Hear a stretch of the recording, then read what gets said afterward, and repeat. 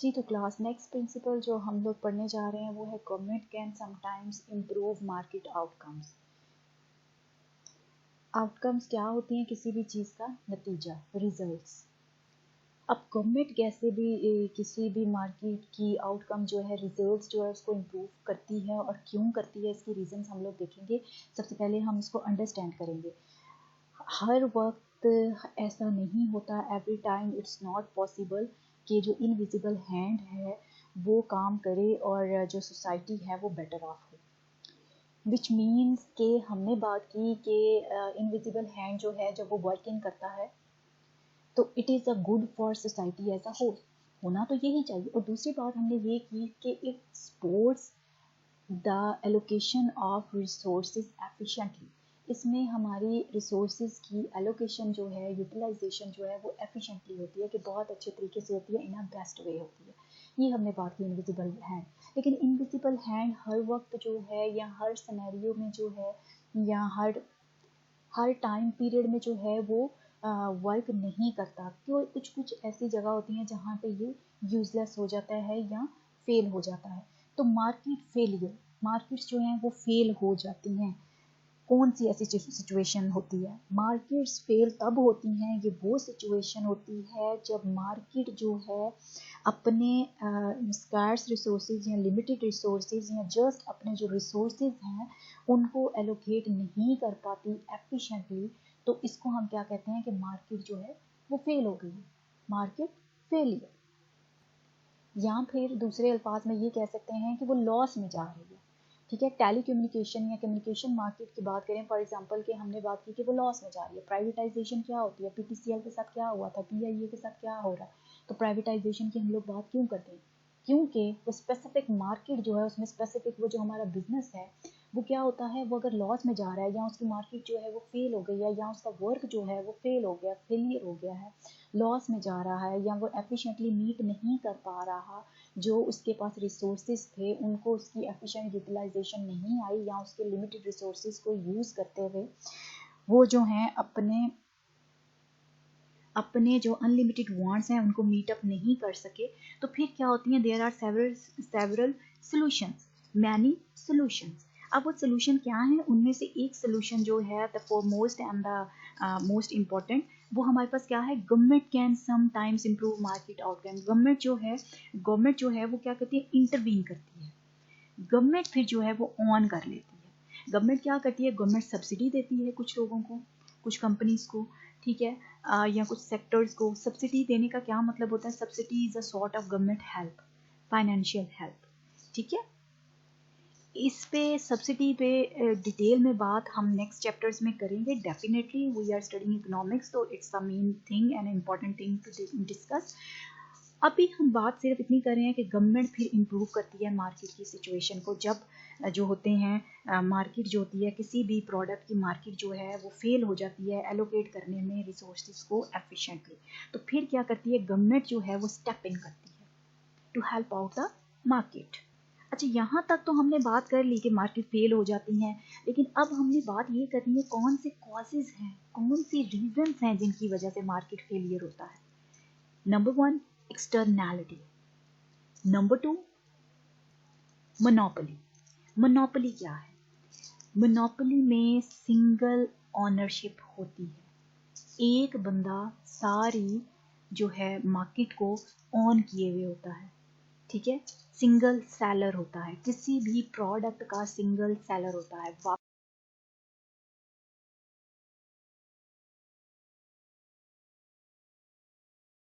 Monopoly की बहुत अच्छी एग्जांपल जो है वो वापडा है, इलेक्ट्रिसिटी, वापडा। अब वापडा जो है इसके पास मोनोपोली है, ये सिंगल सेलर है जो कि हमें इलेक्ट्रिसिटी प्रोवाइड कर रहा है, ठीक है। तो अब क्या है, इनके पास मोनोपोली है। अगर हम इसे फुल इख्तियार दे दें, गवर्नमेंट इंटरवीन ना करे, गवर्नमेंट जो है वो प्राइसेस सेट ना करे, तो हमें इससे भी ज़्यादा प्राइस जो है वो पे करनी पड़ सकती है, क्योंकि वो ऑल इन ऑल है वापडा, या जिसके पास मोनोपोली होती है, ठीक है।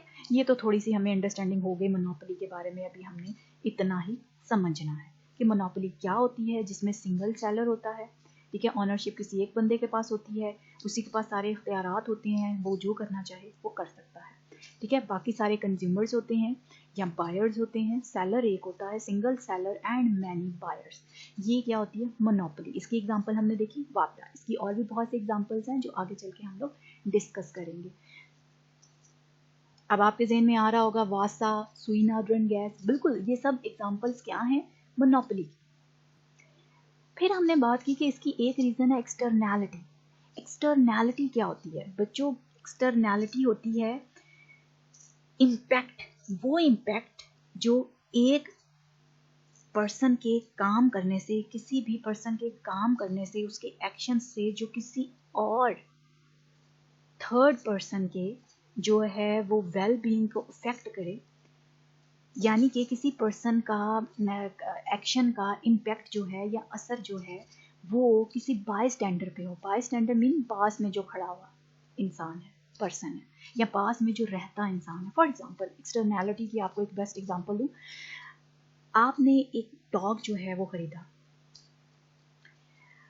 आपने डॉग खरीदा अपनी सिक्योरिटी के लिए उस लिहाज से, लेकिन आपका डॉग जो है वो बहुत ज़्यादा बार्किंग करता है। अब आपके नेबर्स जो हैं वो इससे जो है वो हर्ट हो रहे हैं, उनको नॉइज से प्रॉब्लम हो रहा है, सो दे आर फेसिंग प्रॉब्लम, उनको अनॉय हो रहे हैं वो। तो अब क्या है, डॉग आपने खरीदा, अनॉय वो हो रहे हैं, तो ये क्या है? ये एक्सटर्नैलिटी, और ये नेगेटिव एक्सटर्नैलिटी है कि उनको इसकी वजह से सफ़र करना पड़ रहा है। हो सकता है कि उनके घर में कोई मरीज हो जिसको नॉइज़ बिल्कुल भी पसंद ना हो, इसके अलावा कुछ इसका उनका इस तरह का बिजनेस हो जो उनको ऑनलाइन करना पड़ता हो जिसमें नॉइज़ बर्दाश्त नहीं हो सकती, ठीक है, या मेंटल डिस्टर्बेंस होती है, ठीक है, मेंटली पीसफुल आप फील नहीं करते कि जब कोई पेट इस तरह से बार्क कर रहा हो, ठीक है, या नॉइजेस प्रोड्यूस कर रहा हो, तो आप थोड़ा सा अनईजी फील करते हो, ठीक है। तो ये क्या है? ये एक्सटर्नैलिटी की एग्जांपल है। इसके अलावा मैं आपको एग्जांपल देना चाहूँगी, पैकेजेस मॉल जो है, पैकेजेस मॉल की जगह पे पहले पैकेजेस फैक्ट्री हुआ करती थी। वो पैकेजेस फैक्ट्री क्या करती थी? पेपर बनाती थी। जब पेपर बनता है बच्चों, तो पेपर की प्रोडक्शन से एक बहुत ही टॉक्सिक केमिकल जो है वो इन्वायरमेंट में रिलीज होता है, जिसको टॉक्सिन डाइऑक्सिन कहते हैं। जिसको क्या कहते हैं? डाइऑक्सिन।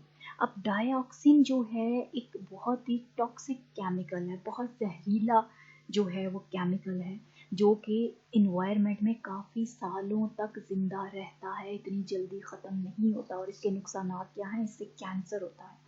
इसी वजूहात की बिना पर, इसी वजह की बिना पर और डिफरेंट वजूहात की बिना पर, पोल्यूशन की वजह से और दूसरा पॉपुलेटेड एरिया में होने की वजह से पैकेजेस लिमिटेड को यहाँ से शिफ्ट कर दिया गया आउट ऑफ सिटी। क्यों? क्योंकि उससे पोल्यूशन बहुत ज़्यादा होती थी, आसपास के लोगों के लिए वो हेल्दी नहीं था। तो ये डिसीजन तो काफ़ी मुश्किल था, क्योंकि वो पैकेजेस लिमिटेड काफ़ी सालों से यहाँ पे वर्किंग पे थी, लेकिन ये करना पड़ा। क्यों? क्योंकि सोसाइटी की बेटरमेंट के लिए। तो हमने क्या रीजंस पढ़ी? हमने 2 रीजंस पढ़ी, जहाँ पे इनविजिबल हैंड जो है वो वर्कआउट नहीं करता और मार्केट फेल हो जाती है। कौन कौन सी रीजन? एक्सटर्नैलिटी, जिसमें पोल्यूशन की एग्जांपल हमने पढ़ी, और दूसरी मार्केट पावर, जिसमें हमने मोनोपोली पढ़ी। मोनोपोली वालों के पास हमने क्या बात की थी? इख्तियारात होते हैं, उनके पास ऑल इन ऑल पावर होती है। तो अब क्या है? मार्केट पावर क्या है? मार्केट पावर ये है कि आप इन्फ्लुएंस कर सकते हो किसी भी चीज़ की प्राइस को। किसी भी चीज़ से मुराद वो वाला प्रोडक्ट जो कि आप प्रोड्यूस कर रहे हो, जिसके आप ऑनर हो। ऑब्वियसली अब अगर वापटा जो है वो इलेक्ट्रिसिटी प्रोड्यूस कर रहा है या हमें प्रोवाइड कर रहा है, तो ऐसा नहीं हो सकता कि वो गैस की जो है वो सुई नॉर्दर्न गैस में जाके गैस की प्राइसेस जो हैं वो भी सेट कर सके। No, the product which you are owing, जो आपका अपना प्रोडक्ट है, जो आप प्रोड्यूस कर रहे हो, जिसका इख्तियार आपके पास है, उसकी प्राइसेस को अगर आप इंटरवीन कर सकते हो या चेंज कर सकते हो, तो वो होती है मार्केट पावर। मार्केट पावर उसके पास होती है जो कि प्राइसेस को चेंज कर सके। तो मोनोपोली इसकी मतलब है, या दूसरे अल्फाज में मार्केट पावर जिसके पास होगी, हम कहेंगे कि इसके पास इख्तियार है, यानी कि इसके पास मोनोपोली है, इसके पास पावर है। मोनोपोली क्या है? Is a power, one man owing all the powers, ठीक है। सो यहाँ तक हमें क्लियर हो गया कि मार्केट फेल हो जाती है। मार्केट फेल होने की ये 2 रीजन है, और गवर्नमेंट इंटरवीन करती है। तो गवर्नमेंट इंटरवीन जब करती है तो वो ऑब्वियसली किसी चैनल के थ्रू करती है, मतलब कोई पॉलिसीज बनाती है। तो गवर्नमेंट की पॉलिसीज जो होती हैं उसको हम क्या कहेंगे? Public policies. सो गवर्नमेंट क्या करती है? पब्लिक पॉलिसीज इंट्रोड्यूस करवाती है to deal with the market failures. देख लेते हैं. So when the market fails to allocate resources efficiently, the government can change the outcome through public policy. For example, regulation against monopolies and pollution. Regulations बना दी जाती हैं, कुछ rules बना दिए जाते हैं मोनोपोलिस के अगेंस्ट और पोल्यूशन के अगेंस्ट. किस तरह से? आप पे टैक्सेस इम्पोज कर दिए जाते हैं, या आपको बता दिया जाता है कि इतना टॉक्सिक केमिकल पर डे आप जो हो वो आप इमिट कर सकते हो. ठीक है, इतना पोल्यूशन जो है पर डे या केमिकल जो है वो आप इमिट कर सकते हो. लाइक कुछ इस तरह की हैं जो मैन्युफैक्चरिंग कंपनीज हैं जो कि सी शोर पे होती हैं. तो जो सी शोर पे होती हैं उनके लिए भी एक या जो वाटर में अपना डिस्चार्ज करती हैं पोल्यूशन जो भी है उनकी फैक्ट्री की मैन्युफैक्चरिंग की वजह से, उनके ऊपर एक सेट कर दिया जाता है, एक रूल या रेगुलेशन लगा दी जाती है कि आपने इतने % डेली का या इतनी अमाउंट में केजीज में या जो भी उनका सेट वो फिगर होता है उसमें आपने जो है वो अपना जो पोल्यूशन है या जो भी आपका केमिकल है वो क्या करना है, डिस्चार्ज कर देना है वाटर में. इसी तरह एयर में भी वो भी एक मखसूस कर दिया जाता है, उसके ऊपर एक रेगुलेशन लगा दी जाती है. तो इस तरह से गवर्नमेंट जो है वो इंटरवीन करती है. ठीक हो गया बच्चों? I hope you better understand now. जी तो बच्चों नेक्स्ट स्लाइड पे जो लिखा आ रहा है वो क्या है? Productivity is important because a country standard of living depends upon its ability to produce goods and services. The greater a country's productivity the greater will be its standard of living. बिल्कुल ऐसा ही है, जितनी किसी मुल्क की पैदावार ज़्यादा होगी उतने ही उसके स्टैंडर्ड ऑफ लिविंग इंक्रीज होंगे, और जितने उसके स्टैंडर्ड ऑफ लिविंग इंक्रीज होंगे उतना ही वो कंट्री जो है वो प्रोग्रेस करेगा. ठीक है, higher standard of living means higher production, और in fact higher production leads to higher standard of living. जितनी ज़्यादा आउटपुट होगी उतनी ज़्यादा ही हमारे स्टैंडर्ड ऑफ लिविंग इंक्रीज होंगे, हमारा कंट्री जो है वो प्रोग्रेस करेगा.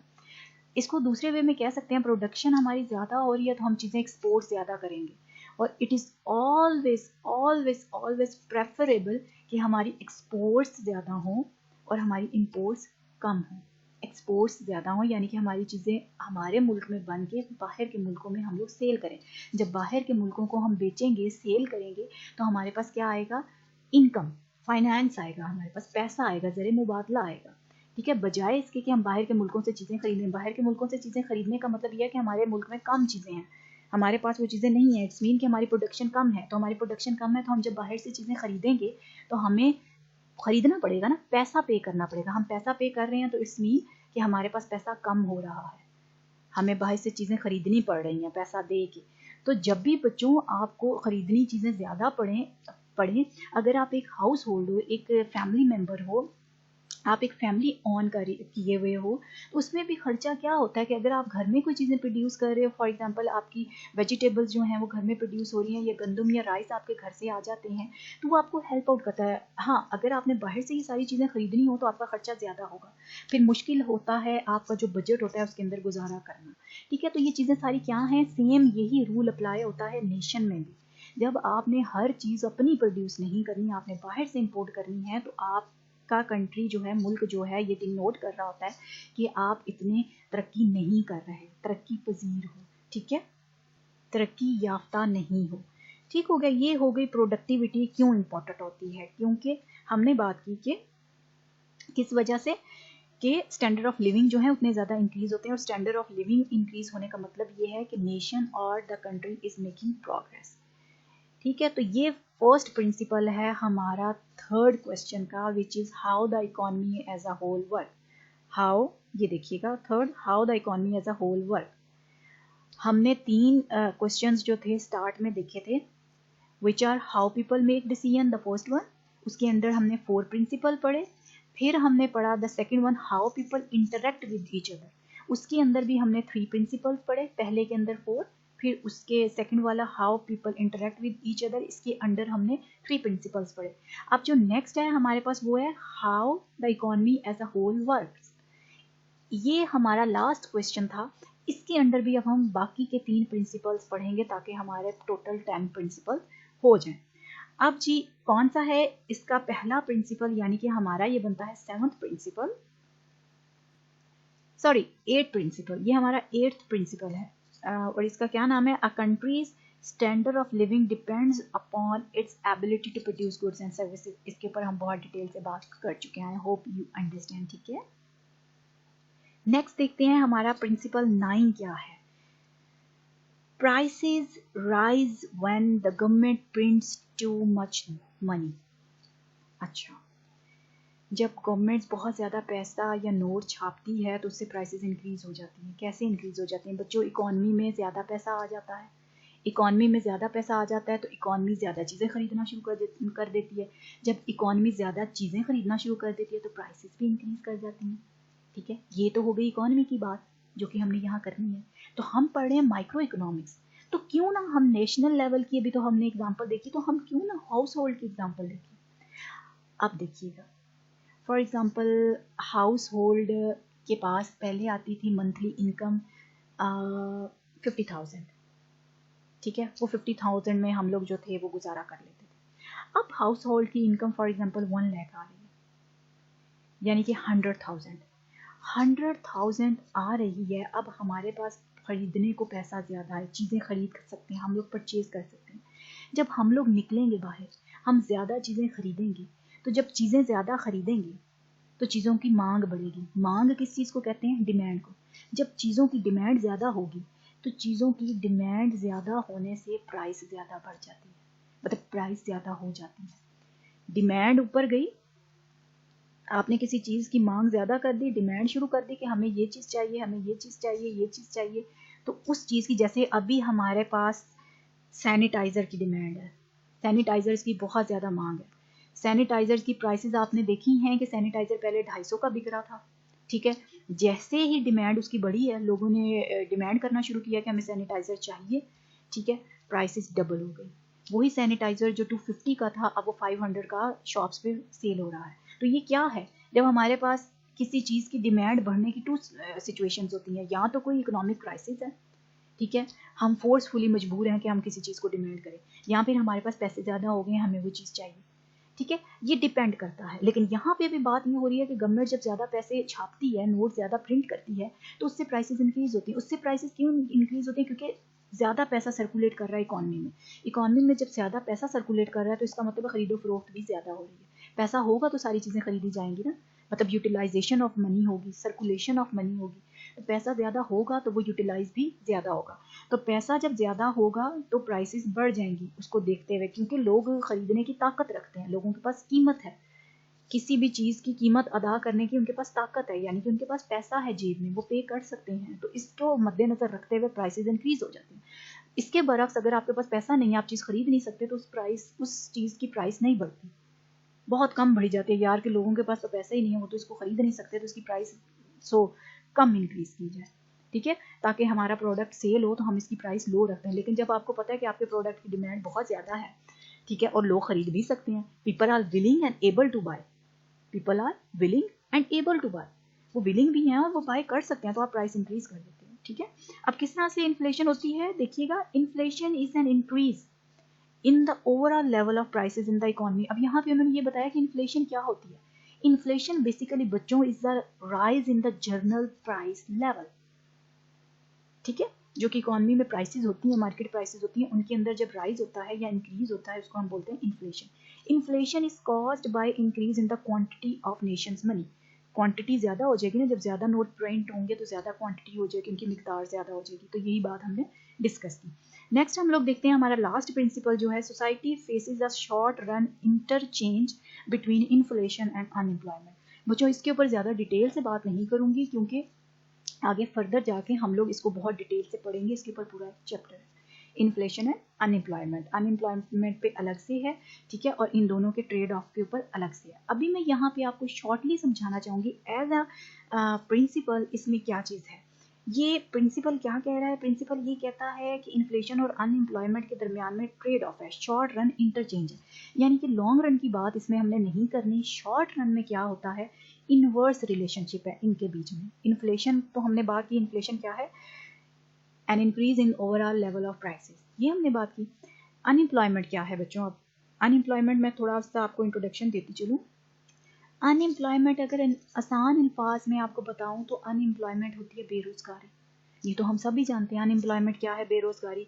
लेकिन अगर इसको हम डिफाइन करें तो it's a situation, it occurs when a person who is actively searching for employment और a job is unable to find a work. यानी कि पीपल आर अनएबल और individuals are unable to find a work और a job. जब आपको job नहीं मिल रही होती और आप जो होते हो एक्टिवली सर्च कर रहे होते हो जॉब के लिए, लेकिन आप जॉब हासिल या वर्क हासिल नहीं कर पा रहे होते, फाइंड नहीं कर पा रहे होते, तो वो क्या होता है, अनएम्प्लॉयमेंट। अब हमें पता चल गया कि अनएम्प्लॉयमेंट क्या है और इन्फ्लेशन क्या है। अब वो यहाँ पे जो बात कर रहे हैं कि शॉर्ट रन में इनके दरमियान में इंटरचेंज होता है। Interchange mean inverse relationship exist करता है, ऑपोजिट रिलेशनशिप। इन्फ्लेशन अगर बढ़ रही है तो इन्फ्लेशन के बढ़ने से अनएम्प्लॉयमेंट जो है वो क्या होगी, जी बच्चों सॉरी, हमारे पास जब इन्फ्लेशन बढ़ रही है तो अनएम्प्लॉयमेंट हमारे पास क्या होगी, कम होगी। इन्फ्लेशन बढ़ रही है, इन्फ्लेशन इंक्रीज हो रही है, या इन्फ्लेशन हो रही है सॉरी, प्राइस लेवल इंक्रीज हो रहा है। जब आपका प्राइस लेवल इंक्रीज होगा यानी कि इन्फ्लेशन हो रही है। जब इन्फ्लेशन अप जा रही है, इन्फ्लेशन जब अपवर्ड मूवमेंट कर रही है, मतलब प्राइसेस बढ़ती जा रही हैं, बढ़ती जा रही हैं, बढ़ती जा रही हैं। प्राइसेस के बढ़ने को इन्फ्लेशन कहते हैं और प्राइसेस के कम होने को डिफ्लेशन कहते हैं। जब इन्फ्लेशन हो रही है तो अनएम्प्लॉयमेंट नीचे जा रही है। अनएम्प्लॉयमेंट नीचे जाने का मतलब यह है कि लोगों को ज़्यादा नौकरियां मिल रही हैं। ठीक है, अनएम्प्लॉयमेंट नीचे जा रही है तो इट्स मीन कि एम्प्लॉयमेंट बढ़ रही है। ठीक है, इसकी क्या वजह है, कैसे, देखिएगा। प्राइसेस बढ़ी चीज़ों की, जब कीमतें बढ़ गई चीज़ों की तो चीज़ें ज़्यादा प्रोड्यूस होना शुरू हो गई। सैनिटाइज़र की एग्जांपल की हमने बात की। सैनिटाइज़र में क्या हुआ, सैनिटाइज़र की डिमांड बढ़ी, सैनिटाइज़र की डिमांड बढ़ने से उसकी प्राइस बढ़ गई, इन्फ्लेशन हो गई। ठीक है, इन्फ्लेशन होने से क्या हुआ, सैनिटाइज़र की प्रोडक्शन ज़्यादा शुरू हो गई। हर किसी ने सैनिटाइज़र बनाने शुरू कर दिए। ठीक है, इवन इलेक्ट्रॉनिक्स की शॉप पे भी सैनिटाइज़र बना के उन्होंने रख दी है, जिनका कुछ इससे लेना देना ही नहीं है। ठीक है, अब ये क्या हुआ कि प्राइसेस बढ़ी, उसकी प्रोडक्शन ज़्यादा हो गई। तो जब बच्चों प्रोडक्शन ज़्यादा हुई, किसी चीज़ की ज़्यादा बनना शुरू हो गया कोई चीज़, तो उसमें क्या आपको लेबर भी तो पुट करनी पड़ती है ना। एक चीज़ की कीमत ज़्यादा है तो आपने सोचा कि इस चीज़ में तो बड़ा प्रॉफिट है, इस प्रोडक्ट में तो बड़ा प्रॉफिट है, बड़ा बिक रहा है ये, इसकी तो कीमत भी बड़ी ज़्यादा है, क्यों ना इसको बनाना शुरू करने। उसको बनाने के लिए आपको लेबर भी इंक्रीज़ करनी पड़ती है। अभी आजकल क्या है, सैनिटाइजर्स की बहुत ज़्यादा डिमांड है, इसीलिए हर किसी ने प्रोड्यूस करना शुरू कर दिया। ठीक है, बहुत ज़्यादा डिमांड है तो ज़्यादा डिमांड को मीट करने के लिए हमें ज़्यादा वो प्रोडक्ट भी चाहिए। उस ज़्यादा प्रोडक्ट को चाहिए हमें, तो उसके लिए हमें क्या है, हमें लेबर जो है वो लगानी पड़ेगी, वर्कर्स हायर करने पड़ेंगे। ठीक है, तो वर्कर्स हायर करने पड़ेंगे तो इट्स मीन कि लोगों को हम नौकरियां दे रहे हैं, लोगों को जॉब्स मिल रही हैं, तो अनएम्प्लॉयमेंट नीचे जा रही है। इन्फ्लेशन जब होगी, चीज़ें कीमतें चीज़ों की बढ़ेंगी तो अनएम्प्लॉयमेंट नीचे जाएगी। ठीक है, यानी कि एम्प्लॉयमेंट बढ़ेगी, इन्फ्लेशन बढ़ेगी तो एम्प्लॉयमेंट भी बढ़ेगी दूसरे लफ्ज़ों में। ठीक है, तो इसको अभी इतना अंडरस्टैंड कीजिएगा, अपने माइंड में बिठाइएगा, मज़ीद डिटेल में हम इस पर नेक्स्ट बात करेंगे। स्लाइड पे देख लेते हैं बच्चों, स्लाइड पे इसके बारे में क्या लिखा हुआ है। Inflation and unemployment are negatively related in the short run, that is known as Phillips curve. Inflation and unemployment negatively related है। ठीक है, इनवर्स रिलेशनशिप है, यानी कि ऑपोजिट रिलेशनशिप है। इनमें एक चीज़ अगर बढ़ रही है तो दूसरी चीज़ कम हो रही है। लेकिन हमने बात की कि ये सिर्फ शॉर्ट रन में है, लॉन्ग रन में ऐसे नहीं होता। लॉन्ग रन में खुद ही एडजस्टमेंट हो जाती है, यानी कि प्राइसेस आहिस्ता आहिस्ता जाके सेटल डाउन हो जाती हैं। ठीक है, वो एक लॉन्ग रन का जो कॉन्सेप्ट है वो अलग है, वो हम मजीद डिटेल में पढ़ेंगे। तो ये जो रिलेशनशिप है इन्फ्लेशन और अनएम्प्लॉयमेंट का, नेगेटिव रिलेशनशिप, इसको दूसरे अल्फाज में फिलिप्स कर्व भी कहते हैं। फिलिप्स कर्व क्या होता है, जो रिलेशनशिप शो कर रहा होता है, डाउनवर्ड स्लोप होती है उसकी, और वो रिलेशनशिप शो कर रहा होता है इनवर्स रिलेशनशिप बिटवीन और negative relationship between inflation and unemployment is known as Phillips curve. तो ये था बच्चों हमारा आज का लेक्चर। ठीक है, आई होप कि आपको इसकी अच्छी अंडरस्टैंडिंग हो गई होगी। मजीद अगर आपको कुछ इसमें समझ नहीं आता बच्चों, तो रिकॉर्डिंग दोबारा से सुनना कीजिए, ताकि आपको वो पॉइंट जो है वो क्लियर हो जाए। एक दफ़ा सुनने से अक्सर समझ नहीं आती, इसलिए कोशिश कीजिएगा कि जहाँ से आपको नहीं समझ आया उसको रिपीट करके सुन लें आप। ठीक है, in case again if there is some problem तो आप नोट कर लीजिएगा। जूम पे जब हमारी मीटिंग होगी इंशाल्लाह, तो इस क्लास की जब हमारी मीटिंग है तो हम लोग उसको डिस्कस कर लेंगे। Till then take very good care of your self, take very good care of your family and surrounding, stay at home and stay safe. Good bye, अल्लाह हाफिज़।